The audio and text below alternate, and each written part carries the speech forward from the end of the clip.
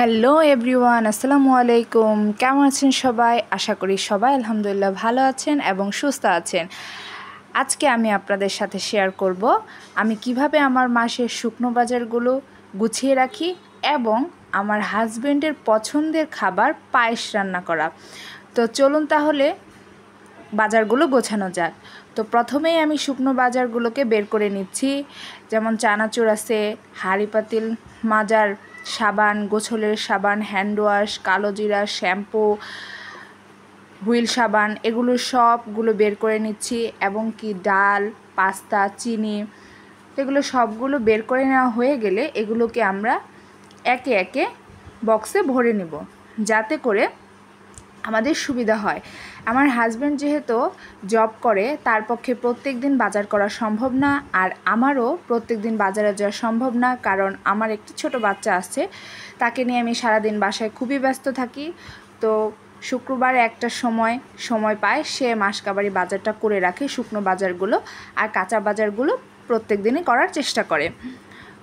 তো এই শুকনো বাজারগুলো প্রথমে আমি ডাল, চিনি, পাস্তা, চানাচুর এগুলো বয়ামে ভরে নিয়েছি, এরপর বাদবাকিগুলো আমি রেখে দিয়েছি। তো এখন চলুন আমার হাজব্যান্ডের পছন্দের খাবার পায়েস রান্না করি। আমার হাতের পায়েসটা আমার হাজব্যান্ড খুবই পছন্দ করে, তো তাই ভাবলাম আজকে আপনাদের সাথেও একটু শেয়ার করি। তো আমি এখানে বেশি দুধ নেইনি, আপনারা চাইলেও 1 কেজি পরিমাণ দুধ নিতে পারেন। আমি এখানে হাফ কেজি পরিমাণ দুধ নিয়েছি, যেহেতু আমি আর আমার হাজব্যান্ড বাসায় থাকি আর আমার বাচ্চাটাও ছোট, আমার বাচ্চাটা পায়েস খেতে পারবে না, কারণ ওর এখনও 2 বছর হয়নি, ওকে গরুর দুধ দেওয়া হয় না। তো তাই আমি এখানে আধা কেজি দুধ নিয়েছি। তো প্রথমে এই দুধগুলোকে ভালোভাবে জাল করে নেব। তো আপনারা যতটুকু দুধ নেবেন ঠিক অত মোটি চাল নেবেন। তো আমি এখানে পোলার চাল ব্যবহার করেছি, এখানে আমি আধা কেজি দুধ নিয়েছি দেখে আমি হাফ মুঠ পোলার চাল নিয়েছি। তো প্রথমে দুধটা ভালোভাবে বলক হয়ে আসবে, আর আপনারা চেষ্টা করবেন চুলার পাশে দাঁড়িয়ে থেকে পায়েসটা রান্না করার জন্য, তাহলে কিন্তু পায়েসটার স্বাদটা অনেক ভালো আসে। তো কিছুক্ষণ বলক হয়ে যাওয়ার পরে দুধটা যখন অনেক ভালোভাবে বলক হয়ে যাবে, ঠিক ওই পর্যায়ে আমার ধুয়ে রাখা চালগুলোকে আমি দিয়ে নেব। আগে থেকে চালগুলো দেওয়ার কারণ যাতে করে চালগুলো খুব ভালোভাবে সিদ্ধ হয়ে যায়। তো চালগুলো দেওয়ার পরেও আমরা কিছুক্ষণ নেড়ে নেব। তো এভাবে আবারও চালগুলোকে ফুটিয়ে নেওয়া পর্যন্ত আমরা অপেক্ষা করব।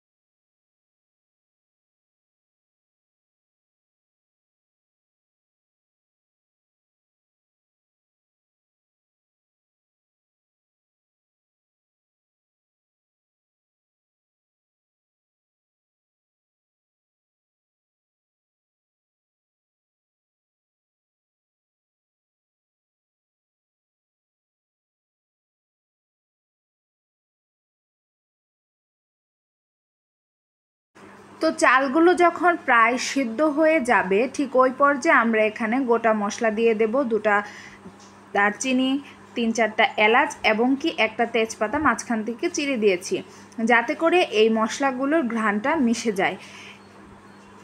যখন এই মশলাগুলোর ঘ্রাণটা দুধের সাথে মিশে যাবে, ঠিক ওই পর্যায়ে আমরা মশলাগুলোকে উঠিয়ে নেব। তো এখন এখানে আমি আমার পরিমাণ মতন চিনি মিশিয়ে নিচ্ছি। আপনারা আপনাদের পছন্দ মতন চিনি অ্যাড করে নেবেন, কারণ অনেকেই মিষ্টি খেতে অনেক বেশি পছন্দ করেন, তারা মিষ্টির পরিমাণটা বাড়িয়ে দেবেন, আর যারা কিনা আমাদের মতন মিষ্টি কম খান তারা একটু মিষ্টির পরিমাণ কমিয়ে দেবেন। তো এখানে সামান্য পরিমাণ লবণও দিয়েছি, যাতে করে মিষ্টির ব্যালেন্সটা খুব সুন্দর থাকে। তো এই পর্যায়ে আমাদের মশলাগুলো উঠিয়ে নেব, উঠিয়ে ফেলে দেব, না হলে পায়েসটা দেখতেও সুন্দর দেখা যাবে না।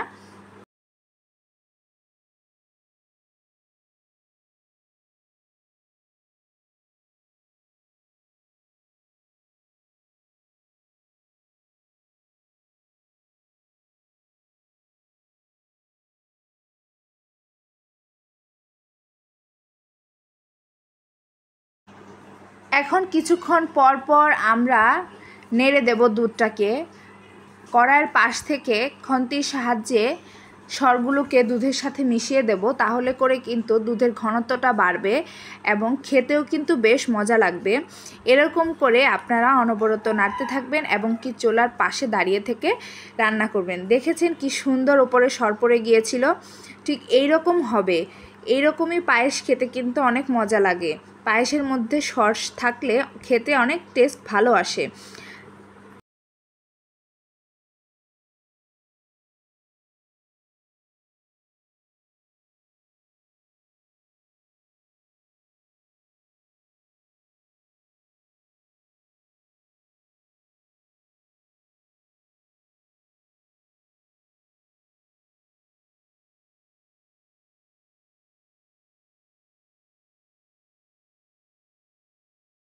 এই তো আমার পায়েস কিন্তু রান্না করা শেষ হয়ে গেছে। এই পর্যায়ে আমি কয়েকটা কিশমিশ অ্যাড করে নিচ্ছি।